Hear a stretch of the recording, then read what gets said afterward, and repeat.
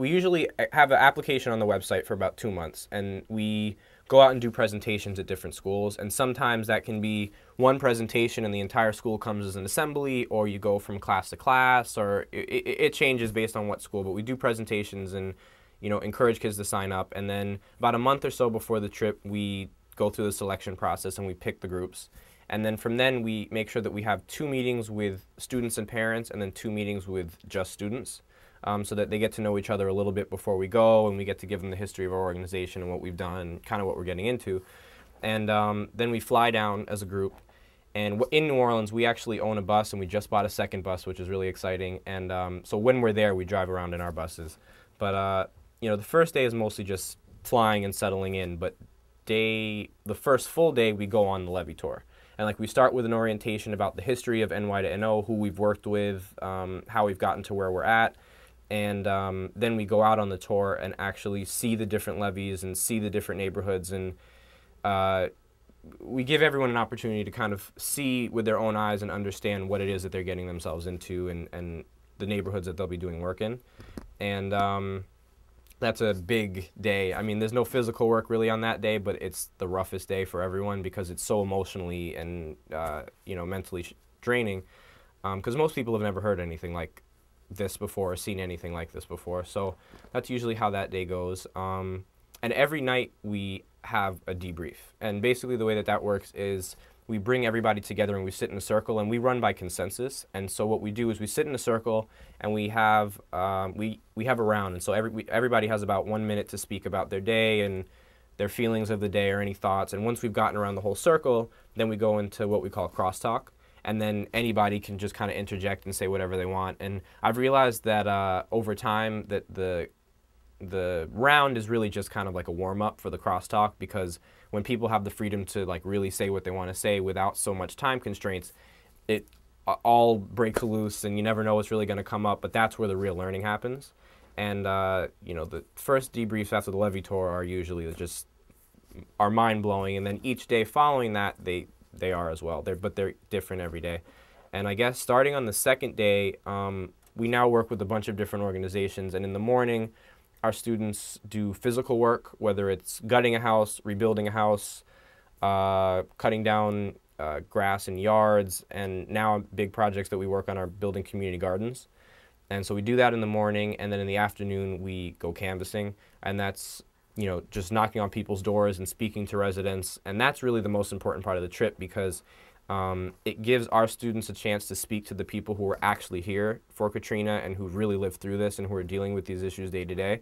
And they hear it from them, and not from us, not from the media, not from the government, like directly from the people. And, you know, we break people into pairs and they go, and it's really great on a number of different levels. One, it's a primary source for our students to really get information. Two, it means a lot to the residents, because really in the 9th Ward, there's really only one house on a block in certain areas. You know, some places are more populated than others, but, you know, a lot of it is still pretty desolate. So for them to see volunteers from New York come down just to hear what they have to say, and, you know, it's not about like filling out a flyer or doing a survey or anything. It's really just to hear what they have to say and stuff like that. So it means a lot to them. But for us, for our students, it's great because, you know, they get a connection with a real person down there. And also the 2 people that we pair up generally probably won't have known each other yet, especially earlier on in the week. And so just the experience that these 2 students have walking down the streets of New Orleans together and knocking on homes and meeting these amazing people, I mean, it bonds them forever. And, you know, everybody, like 2 people who would have never, ever given each other a second look ever before could be best friends by the end of that one day. Well, I guess the most dangerous work that we have is also the most fun work. It's gutting homes, and we've been doing that since the very first trip. There are less homes to gut now than there used to be, but we still, I mean, we just did one this February, and we're probably going to do some in April. And I mean, what that means is it's basically stripping a house down to the bare bones and the bare foundation of the house, because the homes that were lucky enough to stay standing in New Orleans, especially in the 9th Ward, still had 20 feet of water for about a week. So everything on the inside was destroyed. So we have to go in and we have to knock down the walls, take out the furniture, the sinks, the electrical, everything, and just strip it down so that it can then be rebuilt. And usually everybody loves to do it because they get to use sledgehammers or, you know, take their anger out on a wall or something like that. And, you know, people love to do that.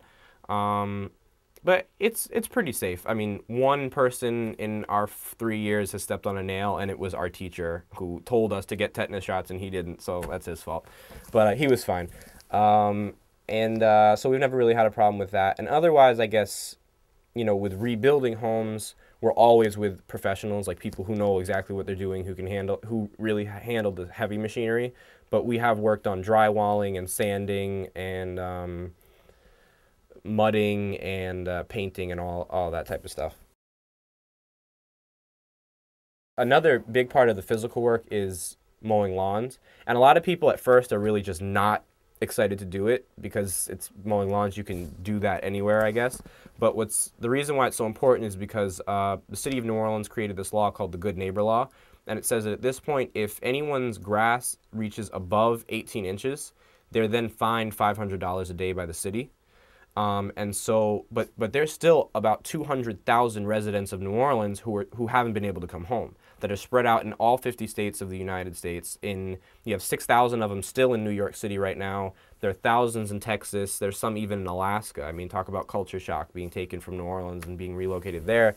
But, you know, they're still everywhere but in their homes, and the government is still mandating that they come home once a week to mow their lawns. And if they don't, they're going to fine them money that they can't afford. So, you know, our job is really to go in there and mow their lawns so that these people don't have to pay their fines. Usually we go and mow the lawns of people who we are in contact with, whether they're in New Orleans or people that we know that are still displaced. But if we like run out of the list, which doesn't happen very often, but sometimes, then we'll just go and drive, and if we see a lot that needs to be cleared, we clear it, because we know somebody somewhere is paying $500 a day for that. So you know, even if we don't know the person personally, like we know it's helping someone. So that's another piece of the physical work. And then working on community gardens is a newer project. We've just started to do that this year, but it's so important. I mean, it's one of the most important things that we're doing, because in the lower Ninth Ward itself, there's only one grocery store, and it's much more like a bodega, and they pretty much just sell alcohol anyway. And so the people either are resorted to go there and buy really unhealthy food, or travel 20 miles outside of the city, outside of the Ninth Ward, to go to a bigger grocery store, which a lot of people can't afford to do all the time. So what is so important about these community gardens is that it's creating sources of food and healthy food, fruits and vegetables, for residents to eat within, and it's being grown within their own community, and it's also providing jobs for members of the community who otherwise don't have any, because they can work on it. And one major thing is that we help start. There also isn't a high school in the whole lower Ninth Ward anymore. There were two, and the government actually tore both of them down, one of which in the middle of us being in there gutting it.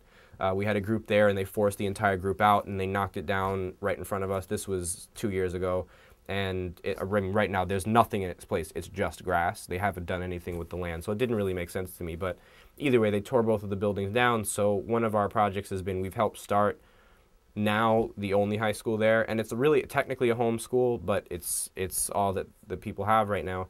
And one of our teachers who taught at our school came down with us this past summer and just kind of decided not to come home.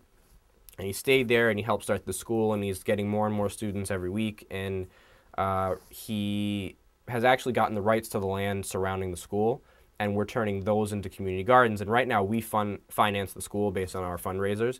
But the goal is, once they're really growing fruits and vegetables, the students will learn how to garden and how to farm, which is great for them to just know, but also they can then sell those fruits and vegetables, and that money is what's going to finance the school.